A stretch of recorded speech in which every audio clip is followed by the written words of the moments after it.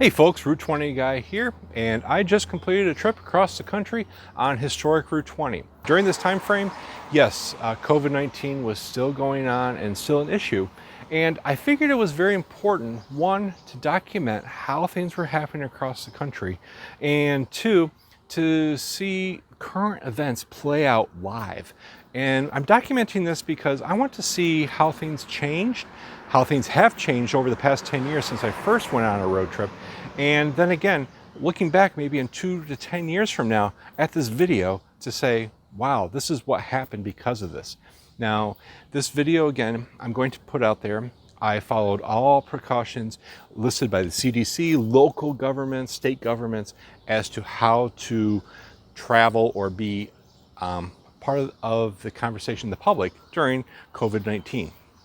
This is not a political video by any means, and maybe your viewpoint might be a little bit different than mine. I have a viewpoint that if I can be safe and do everything that's within the precautions, then that's what is correct to do. But I do feel that you can get out, enjoy the country, enjoy seeing some sights, not everything, but seeing some of our country by doing it responsibly. And that's what this video is about. The organization originally planned a 4-week trip in May through June to visit across the country with many historical sites, societies, museums, local town governments to officially get 2020 going for Historic Route 20 and to travel during 2020. Well, many of those and all of those were actually postponed early on in February and March, and the travel season was pretty much deemed over for us. And I hadn't even planned on taking this trip until around Memorial Day weekend of this year, when I saw that several states were going into their final phases, green phases, whatever you want to call it, or states were opening up their borders to travelers and without restrictions. This led me to think, what can I do to see the country safely? So with that in mind, I packed up my car and left on a Saturday afternoon and headed through New York State. Now, I was by myself on this trip, nobody with me. I brought with me my mask. I had extra masks with me. I had hand sanitizer. I had soap. I had water. I had a lot of things that I could do just to keep me clean, but also I knew I could stop, wash my hands at places, and frequently did. I actually had a bed set up in the back of my vehicle, so I knew I had a place to stay every night to at least sleep. I could pull over into a parking lot, a rest area, something like that, a park, and just spend the night by myself and not have to worry about anything if places were happened to be closed. And that worked out very well for me. One of the most important things about traveling across the country, and especially if you're taking a historic route like 20 across the country, is eating. There are so many great places to eat, local foods you want to try, diners, mom and pop shops, all that have such great food. And this trip was not really for that, I will have to say. So if you're really itching to get out on the road and that's what you want to do, this may not be the best time, and just save that for later. But for me, I had tried many of these places and I knew what was good and where I wanted to go and stop. So with that said, I downloaded several apps on my phone. So places like Starbucks, McDonald's, Burger King, Casey's General Store, Cumberland Farms, all of those places, grocery stores or convenience stores, fast food, I had on my phone, and they easily tapped into my bank account. And therefore, I could just easily pay with my phone. So yes, I had a lot of hamburgers. I had some pizza along the way, and I only gained 5 pounds. I'm happy about that. There was very minimal contact with ordering food. If you wanted to, drive through McDonald's, tap on your phone, pay, go through the drive-through, get minimal contact through that app, and therefore I was on my way, eating in my car. I could stop at places. Sometimes it was hard to find something open. Many places still closed fairly early, so I was driving sometimes at 10 o'clock at night and wanted something to eat, and I had to go to a gas station and get a stick of cheese or something like that. So with that in mind, I said lodging. I was sleeping in the back of my car for a few nights. I use an online app called Priceline. Many of you have probably heard of it.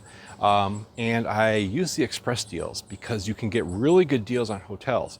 Now, First thing is that it says travel restrictions may be in place for non-essential travel or vacation traveling. Sorry, it's a little bit sweaty out here.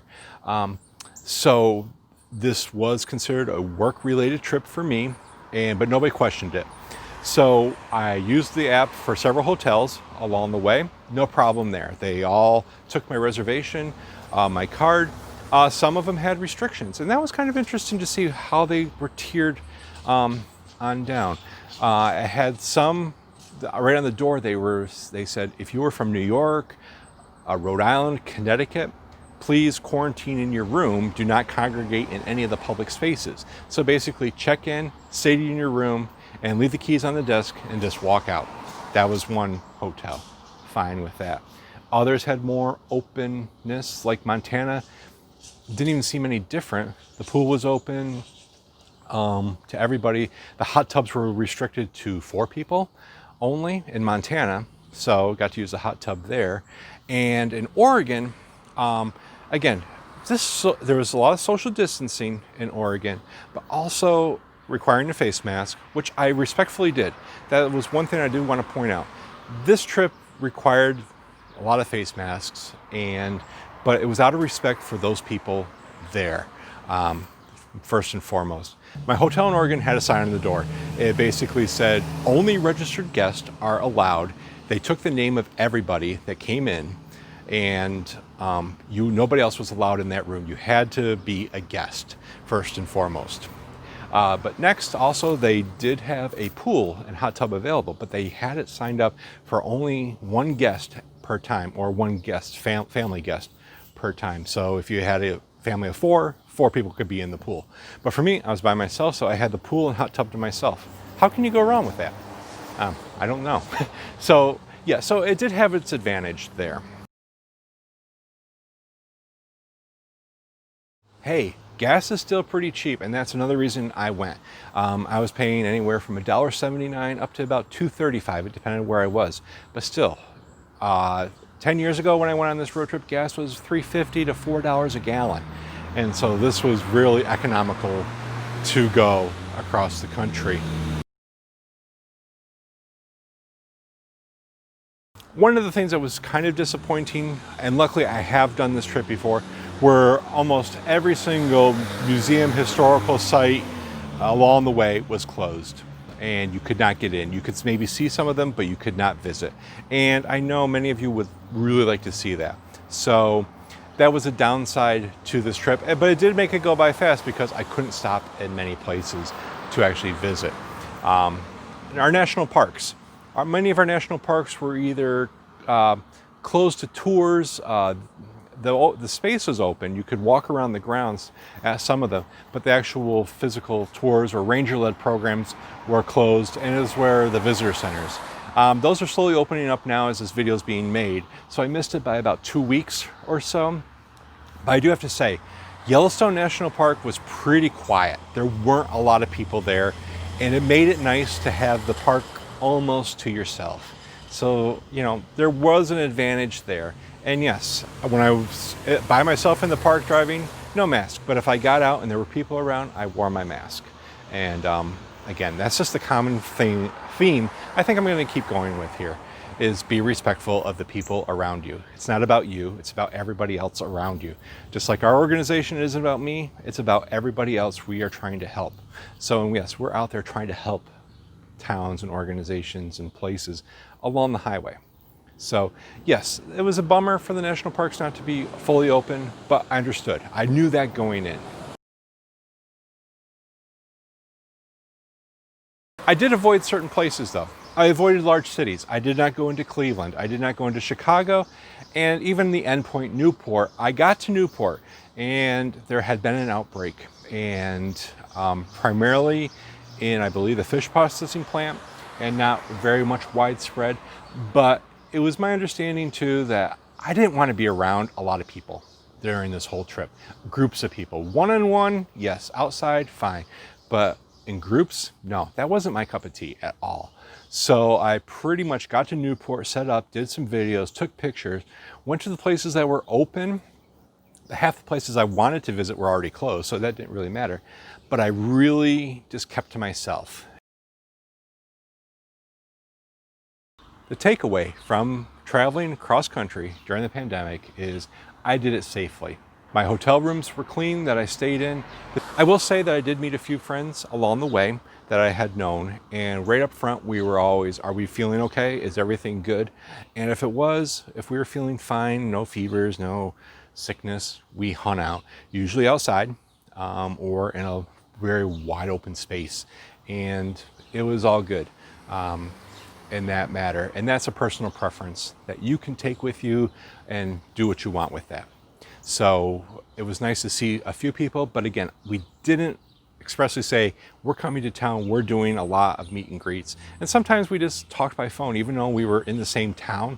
I just talked to people on the phone, just saying, hey, I'm here, and yeah, I understand we can't meet. And that was quite all right with many people, and there'll be another time for that. So in closing, was it worth it? Yes, definitely worth going across the country to see everything that has happened, how this is affecting people and society, and the attitudes of people across the country. I can't put everything in this video. And again, some of it is for privacy of people and their feelings. But there was a wide spectrum from, we're still very much isolated to let's be wide open. On behalf of Historic Route 20, I hope you enjoyed this little bit of insight as to what was seen across Route 20 during this time frame. And if you're thinking about taking a trip now or in the next few weeks, leave a comment, let us know, how can we help you? What can we offer in assistance? And you know what? Get out there and see the country if you can. There's a lot of good things to see even now. You may not see it all, but you'll still see it. And just be respectful of all the local customs, I guess you could say, regulations, and you're going to be fine. So again, thanks for watching the video. If you enjoyed it and learned something, give us a thumbs up, share it with your friends, and follow us on social media down below, and we'll look for you in the next video on Historic Route 20. Thanks for watching.